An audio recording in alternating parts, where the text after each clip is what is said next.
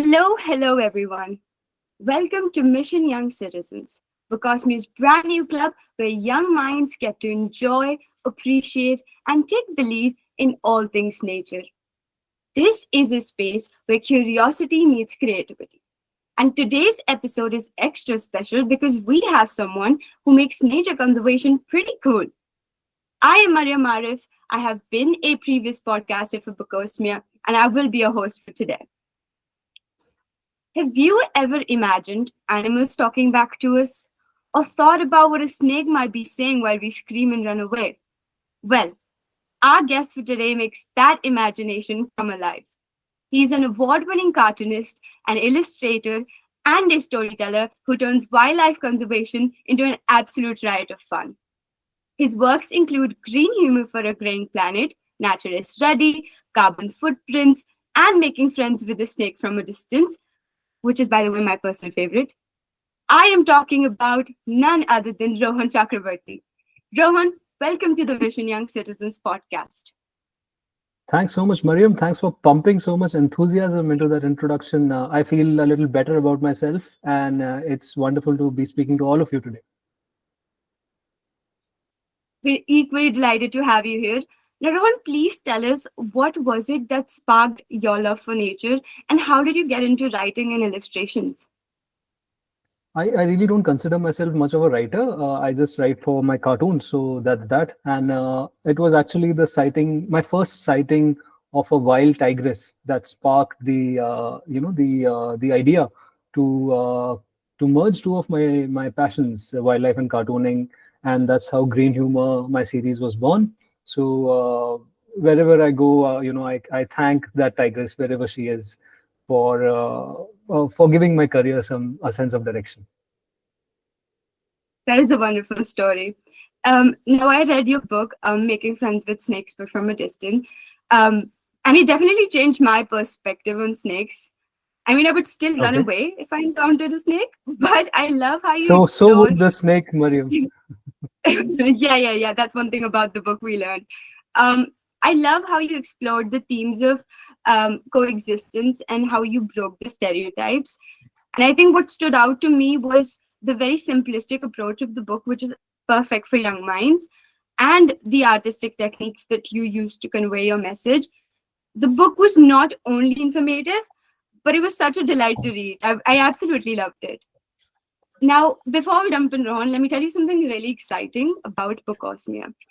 Bookosmia is India's #1 publisher for kids by kids. Their mission is simple. It is to make sure every young person has a platform to be heard. And today's episode is very special because all our speakers are kids who are passionate about reading, writing, and of course, nature. No, I'd love to congratulate all of you for what you've achieved with Bookosmia. And I'm also grateful that all of you, being published authors with Bookosmia, have taken the time out to read the books of this grumpy old obsolete man. So I feel very special. Right. Before we jump into their questions, let's loosen things up a little bit with a rapid fire round. Now, I'm going to ask you a bunch of questions, and you have to be really quick with the answers. So this is a bit like Listen, Coffee I've with never Karan. been on Coffee with Karan, and I'm really bad Exactly, at this. exactly. Just like Coffee with Mariam. So are you ready? Coffee with Mariam. All right. That sounds so much better than Coffee with Karan. Yes, let's go, Mariam. Okay. So my first question for you is, Ruddy travels across India's national parks, right? Which one is your favorite and why? Oh, that's easy. Kanha National Park is my favorite, which also happens to be Ruddy's home. And it is my favorite because, to me, it is the mother of all national parks. You know, when I say imagine the words an Indian forest, my mind conjures the image of Kanha. So that's why it's my favorite. And where is this park? Kanha is in central India, not very far from where I live. I'm from Nagpur, and Kanha is in the state of Madhya Pradesh, just about 200 kilometers from my hometown. Right. So on my next visit to India, that is going to be one of my destinations for sure. My next question to you is, if not a mongoose, what other animal would have played Ruddy? Oh, wow, I never thought of that. If not a mongoose, I guess Ruddy would be a small cat, maybe a rusty spotted cat, which is India's smallest species of wild cat. Yes.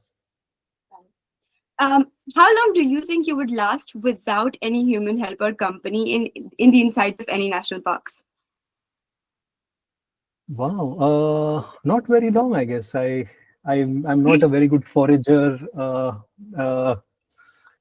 but yeah, I can subsist on wild berries and stuff like that. I have a little bit of experience, but then I'm going to need my rice and my dal chawal. So I guess I will need some civilization to take care of myself. As an Indian, I can absolutely relate to that. Next question. If you could be any animal or bird, what would your choice be? Pangolin. It's always been my spirit animal. I'm quite a recluse, and every time I'm faced with the prospect of facing a gathering, maybe it may be my family or friends, my first response is to try and coil up into a ball of armor, an impenetrable ball of armor that the pangolin doesn't defense. So that's the animal I'd like to be. Okay, last question. If the world was about to end, what is that one species that is most likely to withstand anything?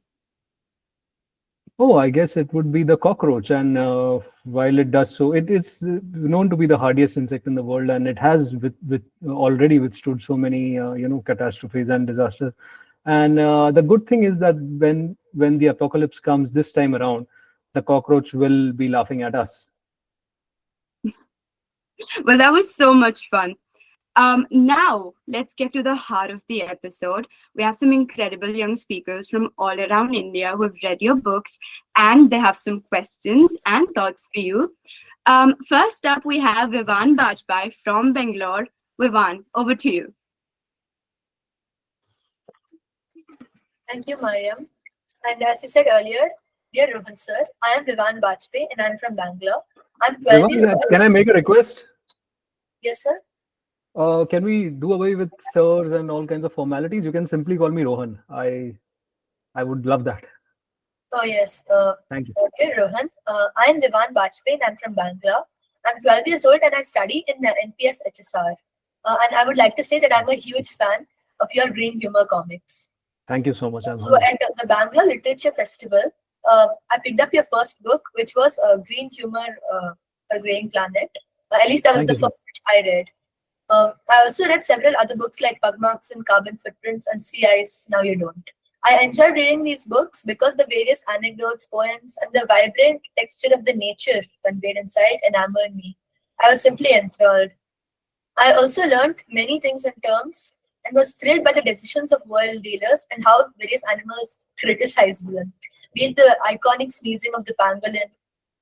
And your detective story, Naturalist Ruddy, quite shocked me actually by the unique things I learned with him in Kanha National Park, be it the symbiotic habits of the ants or the odd habits of the mongoose. Making friends with snakes, but from a distance, also helped me empathize with cobras, kraits, and vipers, which till then I had documented in my mind as venomous creatures. But now I have grown more friendly to them and can make friends with them, but from a distance. I've also attended various of your book signings, and your shocking facts and brilliant comics have inspired me to write about green literature. I relish writing poems and short stories, and my second book was published recently with Bookosmia, in fact. Something I would like to ask you after reading your books is, in your book, The Great Indian Nature Trail, which you wrote with Bijal Vachharagani, you mentioned the fictional return of the Himalayan quail after 145 years. It's labeled critically endangered. However, do you feel that such a return is truly possible? Well, Vivan, that's such a wonderful question. Nobody's asked me that before. I have to tell you, Vivan, I do recall meeting you, I think at Neve Literature Festival recently, or was it at a bookstore signing? Yeah. So thanks a lot for supporting my work and for reading my books. And coming back to your question, Vivan, if you had asked me the same question maybe 3 or 4 years back, I would say, yes, it is still possible. But I don't think that's a possibility anymore with linear development like the Char Dham Road coming in Uttarakhand and several other dams and various other projects. So I think the habitat of the Himalayan quail is already quite compromised, and I don't think there is any chance for a rediscovery. In the book, it is I've taken some fictional liberties to try and instill some hope among young readers that some certain if not the Himalayan quail, maybe another creature that has been presumed extinct or is critically endangered and has not been seen in a long time, there may still be a chance for them to, grow up into scientists or explorers and make a rediscovery. So that was the point of, using that device in the story. But honestly, I personally don't think that there is a chance or hope of rediscovering the Himalayan quail. I would really love if one of you who is a bird watcher maybe grows up and proves me wrong. Yes, sir. Thank you, sir. Rohan, I'd also like to add that Vivan has written a book called The Polar Escapade, which we had taken to the World Book Fair as well. And it's an amazingly interesting story about how two polar bears are trying to save themselves and actually also, in a way, try to save human beings. They're on this mission, Right. and amazingly packed with facts. We'd love to send you copies, Rohan, of a bunch of these books. But thank Vivan you. is very enthusiastic about everything around nature. Congratulations, Vivan. Thank you, sir. Thank you for such an interesting insight, and thank you for your question, Vivan. Now let's hear from our next speaker, Ishan Arshad from Bangalore. Hi, my camera is Hello, not Ishan. working for reasons That's all right. unknown. So, hello, sir Rohan. I am Ishan. I am Hi, a Ishan. bird. I am known as a bird watcher in over here, and I know a lot about Fabulous. advanced aeronautics and stuff like that. So, I had this question since I started reading your book, Naturalist Ruddy. I thought, why a mongoose out of all other animals that are capable of doing things mongooses can, like climb trees, hide in small places, and other predatory animals? Why a mongoose out of all things? Thank you, Ishan. Firstly, it's a delight to be bumping into a fellow bird watcher here. And I'm glad that it's one of your hobbies or interests. And thanks for a very delightful question. A lot of readers have, in fact, asked me this question about Naturalist Ruddy, why a mongoose? And the simple reason is there are two reasons. One is that I wanted a creature that does not have the same viewpoint or the same perspective as ours. We tend to see the world from a slightly zoomed out point of view because we are larger animals. We are apes, right? So I wanted an animal that is the apex predator of a much smaller ecosystem than the one we inhabit, and that makes the mongoose one of the, because mongooses prey on all the creatures that are mentioned in the book, be it frogs, be it snakes, be it birds, insects. Mongooses eat all those things, and so a mongoose is the best authority to be speaking about all these matters because it knows how to track them. It knows, it has a very good understanding of that world, the world that I'm talking about in the book. And the second reason is, if you've had the pleasure of watching a mongoose, have you seen a mongoose, Ishan, in your neighborhood? Have you watched it go about its business? Not that I know of. Yeah, Oh, I okay. haven't seen one. Okay, so you're welcome to come to Nagpur and I'll show you one. They are very common in my backyard. So the thing about mongooses is when they move and when they hunt, when they just go about their daily lives, they do it very stealthily. They have this very natural air of a sleuth, of a detective. So every time I watch a mongoose hunt, I imagine a detective, a mongoose with a detective hat. So that made mongoose the natural choice for Naturalist Ruddy. No. Thank you, sir. It was a very nice answer. Well, next we have Dia Khanna from Delhi. Dia, what's on your mind? First of all, I'm so happy to be here. Hi, I'm Dia. Dia. Hi, I'm Dia. I'm 15. I'm soon going to be in 10th. I'm a proud army officer's daughter. Staying in cantonments has been a lot about staying calm and closest to nature. I'm presently staying in Delhi since my father is posted in a field station, and I'm definitely not liking it a lot. I'm absolutely mesmerized by your wonderful cartoons, depictions, and perspectives on green humor. My heartiest compliments for that. My Thank you, book, Dia. I'm honored. yeah, my book, The Other Human, got published recently. So while working with the illustrator, I had a lot in my mind, which probably the illustrator couldn't see. Though she created really beautiful elements, but I feel like I might have done a few differently. And I was so enticed to do them. So my question to you is that would you like to share some ABCs of elements and illustrations, like how I can probably do my own for my next work? Oh, okay. Dia, first of all, I'm glad that you are, you have an experience of cantonments because I too, I'm not an army kid or anything, but I served as a junior naturalist for a cantonment back in my college days, and the cantonment in my city, which is in a place called Kamti. There was a major posted in the cantonment who was quite a nature enthusiast and a hobbyist bird watcher. His name, sorry, not a major, Colonel Kaushik was his name, and he would get me and my nature club to come host bird walks and nature trails for kids there. So I think cantonments are wonderful places to grow up in, and I'm glad that you're having that experience because they are so green and so full of wildlife. And congratulations on your book. I'm very intrigued by the title, The Other Human. I would love to take a look and know more about what it is.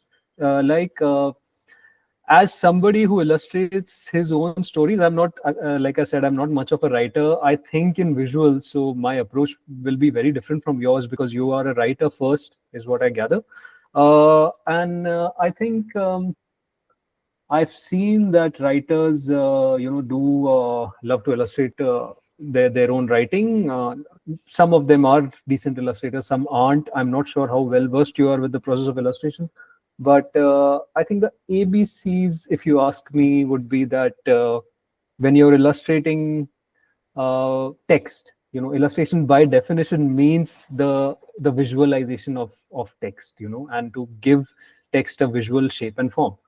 But what a lot of illustrators or artists tend to do is to translate text verbatim into images, and that is a very cliched way of going about illustration. So I would, if you are illustrating a passage or a verse from your book, I would like you to be to break the mold, and to think about how else you can convey the meaning of a passage rather than translating it verbatim into an image.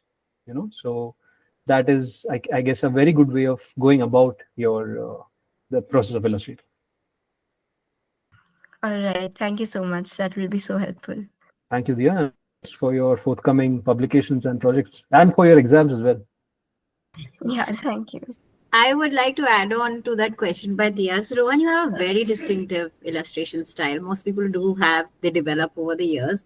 And in yours, I don't know if it's intended, but it certainly struck me is that everything is long and thin. Even the penguins, who otherwise are nice and cuddly. So, most people have long nose. Even Ruddy or any other animal, the tigers are fit and fine. Everyone is generally fitter than cuddlier.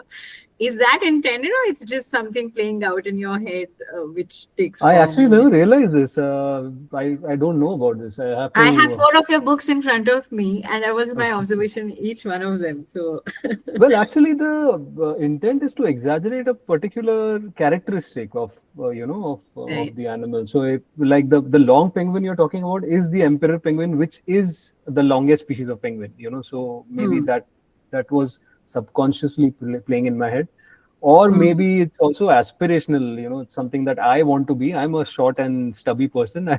So maybe it's subconsciously an aspirational No, But it's amazing.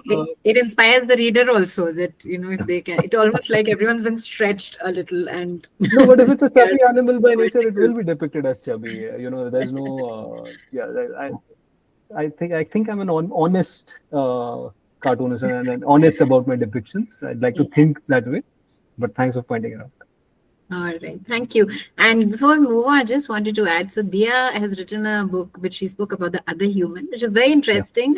We love the point of view that usually, we grew up on fairy tales where fairies visit us, but her book is about two humans who land up in fairyland and what havoc it creates. And Wow. touching on very good human themes about lack of trust being built. Suddenly there's a lot of emotional strife that goes on.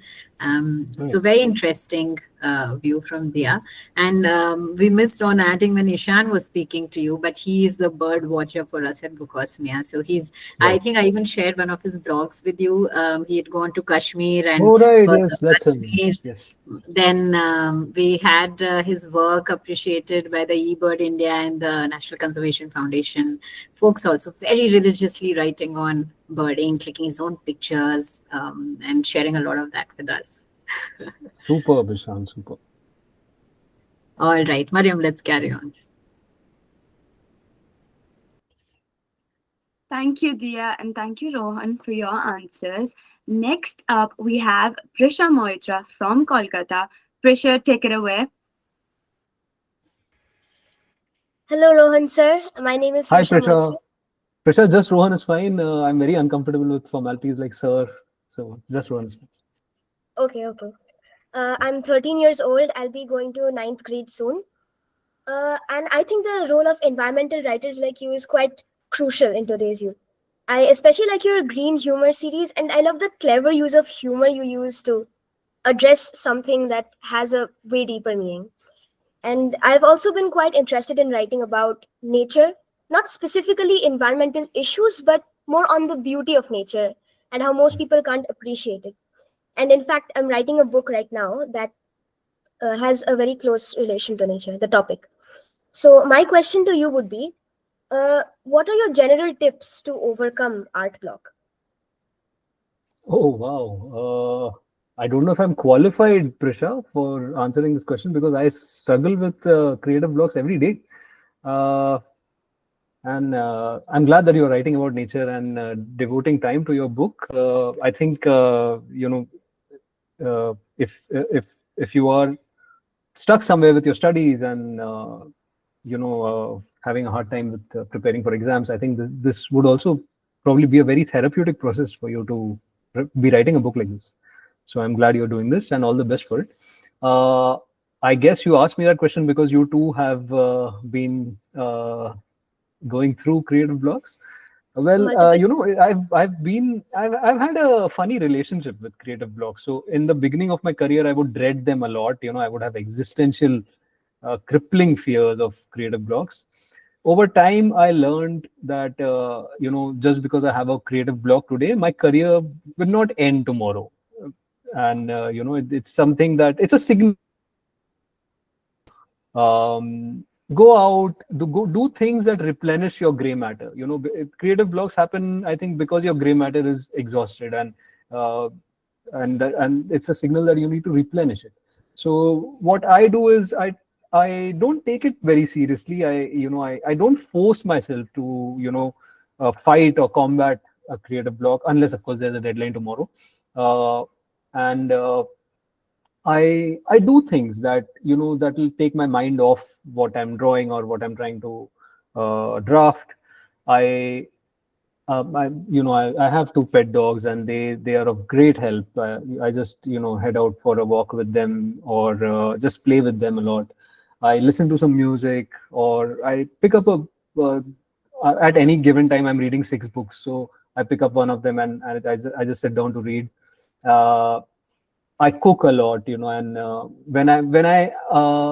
great thing about this is that when I have a creative block, most of my best dishes have come out when I have creative block, so I channel that energy into my cooking. So one way or the other, it helps. And after you've diverted your mind and had a pleasant experience doing so, you you come back to whatever you were doing, and you will, more often than not, you will find that the block has receded or has just started to be a little kind to you. And there are times when the creative block just doesn't leave, and there's a deadline. So I just ask my two pets to ghostwrite my comics for me. No, that's a joke. Sorry. Thank you so much. Thanks for that, Prisha. And I know I'm constantly kind of budging in, but all of these kids are so amazing in expressing themselves, Rohan, that I can't help myself. So Prisha recently won one of the awards at the Commonwealth Essay Contest, which is the oldest and world's largest writing contest. So there, I think Prisha, I should be asking you how to beat creative blocks. You shouldn't be asking me this. 30,000 plus entries on that prize. every year. Yeah, and Thank her you. question kind of reflected on what she'd written. So her write-up was on restoring the wealth of the ocean and the seas was the theme. And a little brief about her write-up was, my idea of signing up for a beach cleanup campaign in the Andaman and Nicobar Islands did not include getting berated by an olive ridley turtle. And we realized that another one of our Bookosmians who won an award had a very similar themes, where actually the sea creatures are badgering us for this virtue signaling that humans end up doing, that we're doing one day's beach cleanup and all. Right. And they speak so strongly of how we need to do a lot more. Very happy that these young people get that it's not just about turning up one day and doing one campaign and just cleaning up, picking up garbage, plastic, although that's also important, but there's a lot more that should be done. So it was a wonderful theme. And also very glad that, the idea of writing has changed so much. At least we want to disrupt it here and not only look at people who write fancy, have access to great words and, can create beautiful sentences, but it's their ideas which are so different, and editing takes care of everything else. But it's wonderful to see these bright ideas coming up, very unconventional. Absolutely. I could have never thought of Olive Ridley's berating beach. It was a recurrent theme cleanup amongst camp. many of our writers, Right. because they were like, you just can't come one day and be like, Right. I did this for you, I'm doing this for you. They're like, you create the problem yourself first, and now you're acting so holier than thou that you're trying to clean up here and stuff. So very interesting. All right, Mariam, sorry, carry Wonderful on, talking please. to you, Prisha. Thank you. Now, I write a lot of poetry as well, and writer's block is something I absolutely hate. Like, I cannot stand it, but I think I learned so much from your insight. So thank you for that question, Prisha. I think we're learning so much today, from how to deal with writer's block, or to just learning how to do illustration. This conversation just keeps getting better. The next question we have is from Shalok Gupta from Ahmedabad. Shalok, what do you have for Rohan? Good morning, Rohan. My name is Shlok morning, Gupta. Shlok. Thank you, sir. Rohan is fine. I am from Ahmedabad. I'm 12 years old. I currently study in Rachna School 6th there. So honestly, I'm not that into bird watching like many of my friends are, but I like nature. So I Great. read your book, The Great Indian Nature Trail. And first off, what I really liked about it is that there were so many great jokes in it. Like, for example, there was one that you should shoot with your camera, not the gun or practice poaching. It had deep meanings, like it taught us a lot of stuff. Now, the greatest thing that I've noticed about young authors around my age group, including me, is that when it comes to nature or anything that is non-fictional, okay, there's just a slight tinge that we come to see that it shows our inexperience. Like, even when I research a lot about a topic, it just shows that we don't have much experience about it, and in the end, the feeling in our mind, like, it really feels bad when we write the book that it just doesn't have that personal touch to it. It just looks like anything an AI or anything can write. Like, we've just researched and like just copied whatever we have researched there. So you're an experienced person, so I thought that you could give us some advice how do we add that personal touch to our stories? Hmm. Wow, Shlok, that's a profound question, and it's something that even I grapple with because there are quite a few cartoons that I produce which have not resulted from exploration because I don't have the privilege to, just head off to see a polar bear if I want to draw a cartoon about a polar bear. Uh, but I also must add that the best stories that I've read, or even I have the best comics I think I have done, have always been a result of first-hand exploration. So there is absolutely no substitute to that. Making a story personal on, can only result well from personal exploration and first-hand gathering of the story. But Yes, sir. uh, but I know that you or I may not be privileged enough, may not have the kind of time, may not have the kind of money to go out and make an elaborate exploration of what we wish to write about. So in that case, the more you can research, the more time you can spend researching, um, the more immersed you are in the world of that subject, the better your story will be. In my case, I do it with uh, reading up as much as I can, watching films if they're available, and not just stopping there, but speaking to people who have had experiences with those subjects. For example, uh, so I remember doing a cartoon about killer whales, and I've never seen a killer whale, but I wanted to get all my information accurately, portray it accurately. So I took the trouble of approaching an NGO I had worked with, Seas International. Seas has a lot of marine biologists that they collaborate with, that they employ, and I was directed to a, a wonderful researcher with decades of experience in researching the dialects of killer whales. And I'm not sure if you know, but killer whale, every individual pod or family of killer whales has their own dialect, not just a language that is exclusive to killer whales, but a dialect that is exclusive to every killer whale family. Isn't that crazy? So I came to know about this from her, and I think the process of this kind of an approach also makes the process of research very exciting for you, because you never know what you will end up unearthing and what you will end up learning the next with the next piece you create.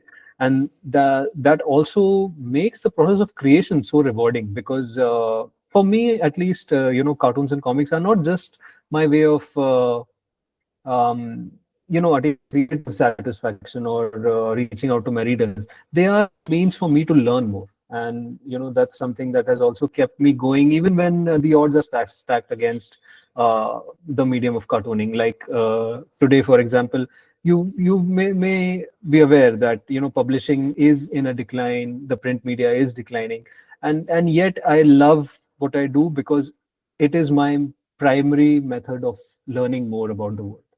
And I think to answer your question in one sentence, the more immersed you are in the process of research, the better your story will be. Yeah. So also another thing that I really liked about the Great Indian Nature Trail is that the book was not just fully about animals and learning about them. It also showed the different people who lived in those areas and how they take care of them. Like for example, there was the Leos Sichla tribals. Newsletter, Like yes, they told how they were very important in the preservation of the Bugon Leo. Sorry, there's a Bugon tribals. I get a little that's right. confused. No, So that's it fine. shows how the Bugon tribals help in the conservation of the Bugon Leo Sichlas, and how any other, like the natural group who remain there, how they have Yeah, hard work. Like from the second chapter, I think there was a man who had to live in freezing temperatures just to take care of the wildlife, and showed the travelers and bird right. watchers there how it was like. It showed how they Yes. had to spend a long time in the freezing temperatures there, how they just survived with company and all. So I really liked how you showed all that in explicit detail. Thank you, Shlok. These are actually people I have met and I've gone on nature trails with. They are based on real people, and I'm glad you like this one. Thank you, sir. Thank you, Shlok. And just to add to what Shlok said, not just that Shlok is interested in writing stories, he plays football, but what I'll tell you about Shlok is he's written a book that's in the editing process right now. And I don't want to reveal too much, but a lot of what he just said finds place in that book, where Shlok wants to write about communities. He wants to write about Wow. people, and he wants to write about perspectives that are not well known. And that's exactly what he asked. I'm so glad that he's exploring these viewpoints that I think is incredible to see such young people explore. If I have the liberty, Shlok, could I please read the first line of your book for Rohan? Yes, please. I'd love that. Yeah, we love it. So the ghost panther snarled, baring its teeth and stepping back cautiously. Streams of black smoke rose from its back. There was not much time to escape. This is the opening. Fabulous. Wow. Wow. Shlok, I have to tell you, I'm more than being impressed, I'm really baffled by the talent that all of you come with, because when I was as old as you all, forget about writing, I wasn't even reading. I was just obsessed with this series of encyclopedias on weapons and warfare. And my parents were concerned that I'd grow to be a dictator or something. Thankfully, that didn't happen. But I really have to give it to all of you for not just being so talented, but actually channeling it into productive work, and for coming up with such amazing literature. Congratulations all. Yeah, I agree, Rohan. I think lack of talent in my generation for sure, but it's amazing the stereotypes that got busted as Archana and I have been running the publishing house, because our classic stereotype is always of parents who just want their kids to get into IIT and or become a doctor and obsessive about grades. But every time that these kids get published, and we publish around 5 odd every day digitally, and it's for free, so we do encourage every young idea to come forward. We can see how much parents are celebrating it. So I think both ways. One is to show that young people can do a lot beyond posting food pictures on Insta. And secondly, parents can do a lot beyond just celebrating the first 2-3 kids in class. Yes. From very, very remote places, people see so much joy when their work is published, whether it's art or it's a blog or it's anything. Right. So I do think we need to provide these platforms so that there is an alternate option for both kids to utilize and parents to celebrate. But yeah, it's been Absolutely. amazingly refreshing to see people take to expressing themselves and others celebrating them. And what I also love about this platform is that none of you have spoken about your projects in a competitive manner.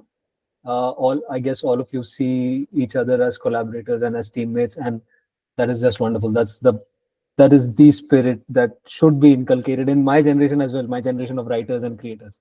So thank you for that. I really have lessons to take back home from this talk. Thank you for your question, Shalok. Now, following up your answer, Rohan, I had a little tiny follow-up question as well. Like you said, you value first-hand experiences a lot. I want to know what has been your most enjoyable experience whilst working on a book. While working on a book, wow, okay. Well, there are so many. I can't recall a single one of them, but yeah, one I can think of right now, because it was pertinent to Shlok's question, was the first time I saw the Bugun leochikla. It's one of the rarest birds in the world, and I personally know only 2 or 3 people who have seen it. Then maybe 20, 25 people in the world who have had the fortune of seeing it, and I'm one of them. And that wasn't because I'm a great bird watcher or anything. I'm not. I was with people trackers from the Bugun community who manage that community conservation reserve, and the bird is named after them. And I was lucky to be guided by them, and that inspired one of the stories in the Great Indian Nature Trail. Similarly, lots of the experiences that went into creating Naturalist Ruddy were very eye-opening experiences for me, because the book resulted from me being stuck in the COVID lockdown, and not being able to go out to travel to see new wildlife, and that made me look inward in my own house, starting to be more observant about my backyard, what kind of wildlife exists there.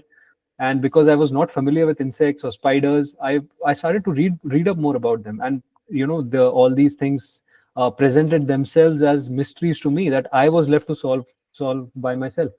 So that whole experience of creating Naturalist Ruddy was one of the best, most enriching experiences for me that went behind one of my books.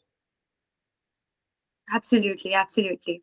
Um, that was really fascinating to hear. I think it really tells that greatness can be found in everyday things.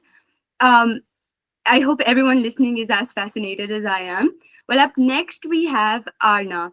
Arna, please go ahead with your question. Okay, thank you so much. Hi, everyone. Thank you so much for having me here on the podcast.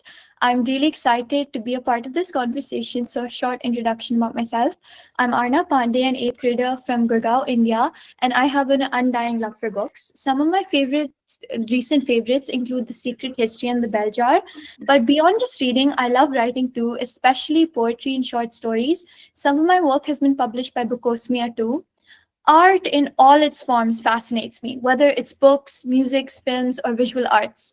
That's probably why I spend so much of my free time listening to music, playing the piano, watching TV shows, or even scrolling through Pinterest for creative inspiration. I think creativity finds a way into every aspect of life, and I love discovering new ways to express it. I recently had the chance to read your book, Pugmarks and Carbon Footprints from your Green Humour collection, and I was absolutely struck by how effortlessly it turns environmental issues into something sharp, witty, and unforgettable. Usually, when we think of climate change and wildlife conservation, we picture bleak documentaries or urgent calls to actions, but this book does something completely different. It disarms the reader, making them laugh before they even realize they're learning something crucial.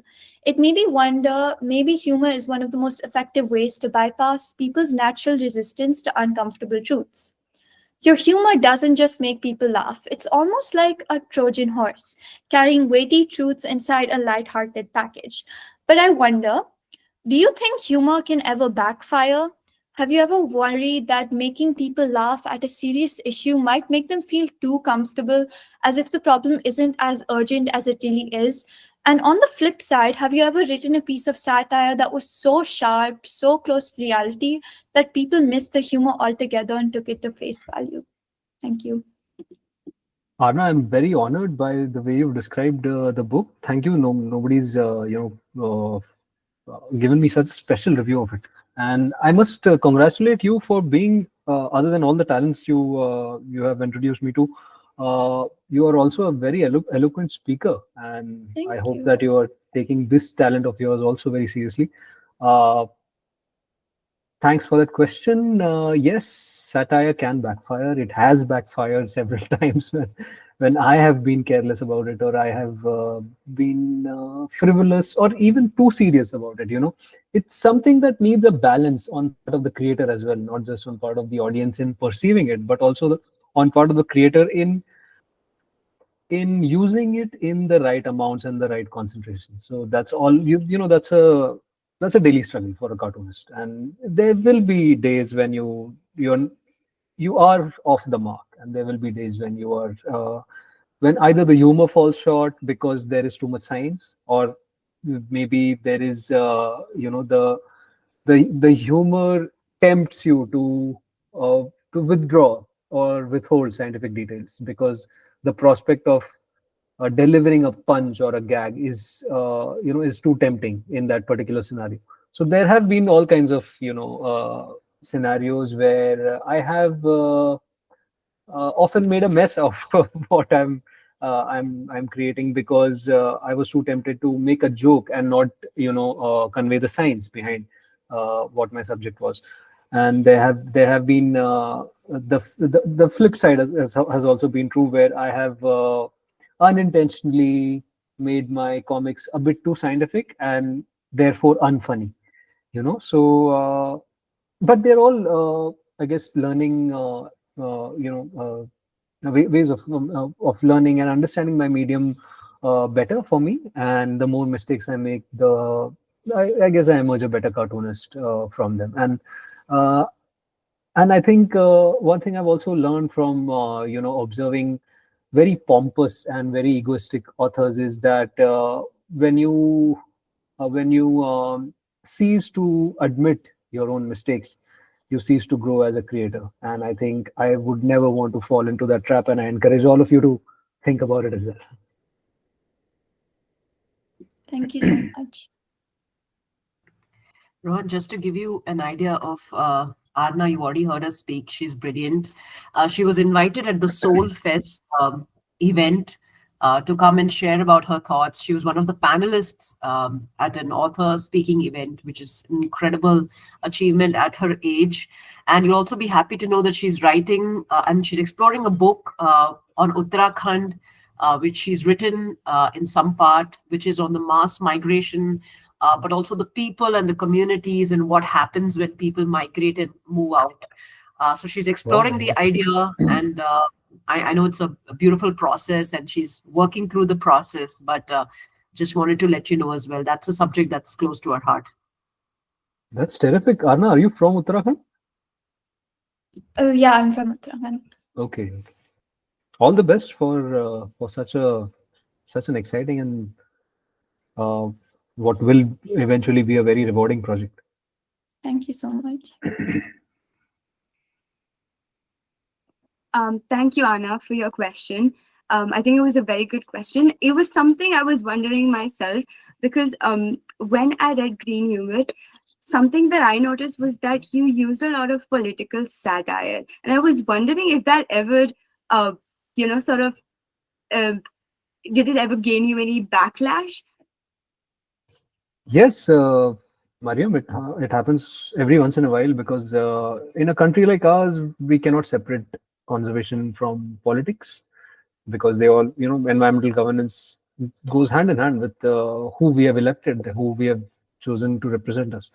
And it's a very polarized time right now, as you all might be aware of. There is a lot of political polarization on social media, particularly.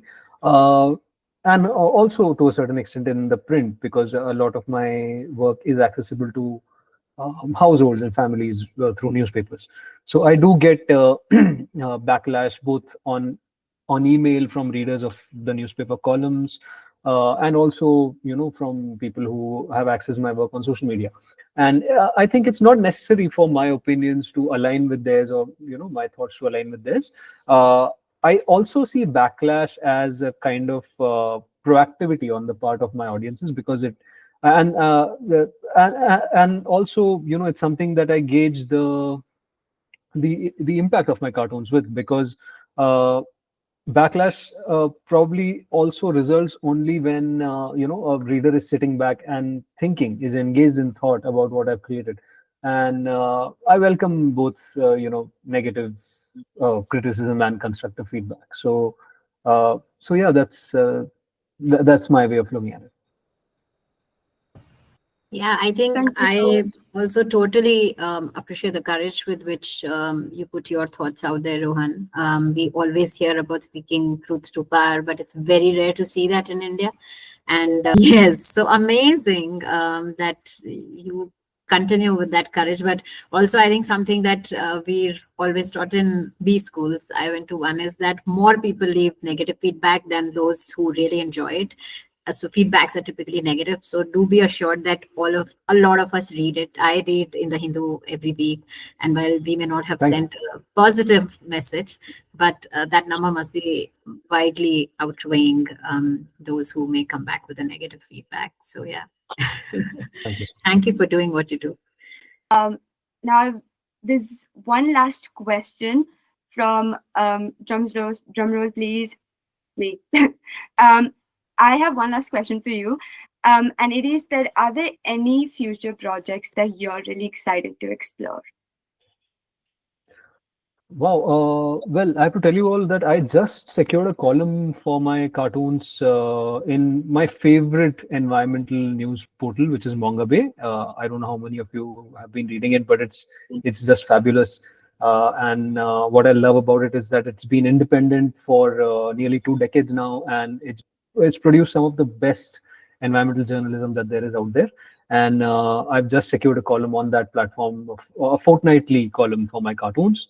So that is something I'm really excited about, and I'm devoting most of my time these days to creating cartoons for that. Other than that, I've really slowed down in the last few years, in the last year actually, and I'm being a little conscious with respect to taking time out for myself. And like Prisha and I spoke about creative blocks and replenishing our gray matter. So I think I'm at a stage where I need to do that far more often than I earlier used to. I need to read more. I need to engage with more art, watch more movies, read more books, and replenish my gray matter before I go out to create. So I'm consciously doing that, and yeah, that's that's where I am right now. I hope that exciting projects keep coming and exciting prospects keep coming. But I'm not very, I'm not anymore the sort of person who will go out and chase those prospects endlessly. I've also learned to take time out for myself. Right. Congratulations for that. And also, I really hope that all your future projects go well. This conversation was amazing. I would like to thank all the speakers that joined us today and shared some amazing insights and questions. And of course, Rohan, it has been such a delight to have you with us. Thank you for sharing your stories, your humor, and making us see nature in a completely different light.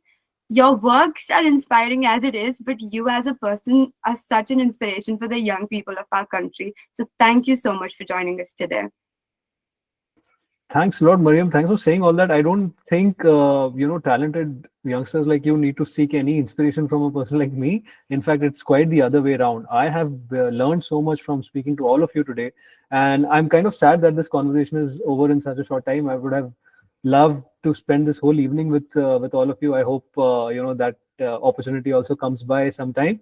But for now, thanks a lot, everyone, for your time, for your wonderful questions, for very insightful questions that made me think a lot more about my own work and figure out what I can learn from yours. So thanks a lot for enriching me with this conversation, and thanks to Archana and Nidhi as well for giving me such a prestigious opportunity to speak with all of you fellow authors and creators. Could I just jump in before we end, Rohan? Whenever we had amazing people here on our podcast, we have many more people, many more young people who listen to this podcast once we put it on YouTube and other channels. And for all of those who are listening today, is there a prompt you'd like to give them, something they'd like to think about, so they can write about it? They can send us their videos, their writings. We would love to get that prompt from you. Yes, I would. There's one thing I'd love to know from all of you. You can treat it as a prompt, or even just something that you'd want to chat with me about. Last year, something very peculiar happened and very worrisome happened in my neighborhood, and I was a victim of that event. So what has been happening is that I've been seeing that the number of dragonflies in my locality has been going down consistently. Why is that? Because my entire locality has been concretized. The roads have been turned into cement roads. There are no places for puddles to gather, for the drain to become a wetland. There used to be a lot of wetlands around where I live. Now there aren't anymore. Dragonflies need wetlands to breed. And because dragonflies have been reducing, the number of mosquitoes has been going up drastically. There is a proliferation of mosquitoes in my neighborhood because there are no dragonflies to prey on them. Dragonflies, by the way, are nature's most effective predators of mosquitoes. So what happened is my entire locality, every single house had a case of chikungunya in the last year in the monsoons. I was one of them. And it's a terrible disease to have. It cripples you for nearly a month, and you cannot move about. You can, your joints are aching. You suddenly feel that your entire body is in a state of paralysis. So this got me thinking that this is putting two and two together and realizing that the decrease in number of dragonflies, or rather the concretization of my neighborhood, has resulted in this condition. So I want all of you to keep an eye out for changes like these, and maybe document in your writing or in your pictures if they are affecting people's well-being, people's health, and how they are affecting. Because every single city, no matter how big or small, is witnessing unplanned development in India, and there are similar effects everywhere. So I'd like you all to keep your eyes open and keep documenting these changes and writing about it.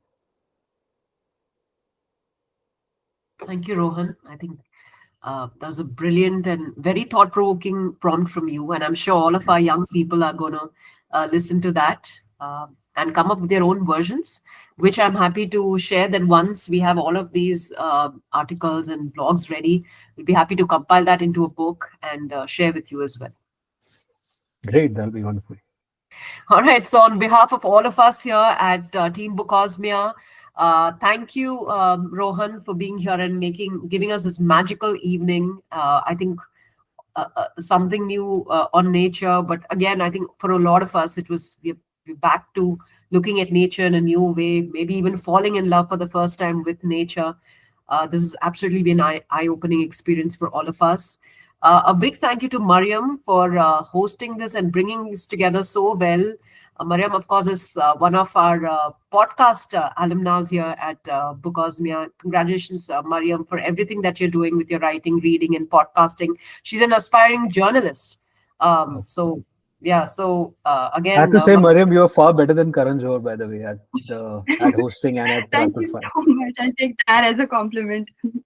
The low benchmark, I think, to hit. Absolutely, yeah. But I said far better. No, but the pleasure was all mine. I think I learned so much, and I had so much fun hosting this, which is, I think, the most important part to me. It was such a fun conversation. Likewise, it was very seamless for me, and all credit to you and all the speakers today. Thank you so much. Thank you, Rohan, and thank you, Mariam, and thank you to each one of you speakers here who've absolutely made our day with all your lovely comments. I know this is just the beginning, Rohan. We hope to continue this association with you. We hope that you will continue to have, come over at our podcast to interact with our youngsters more, even coming forward. And we look forward to all of your exciting projects in the future. So on behalf of everyone, thank you once again for coming in. And here's to more from Mission Young Citizens at Bookosmia.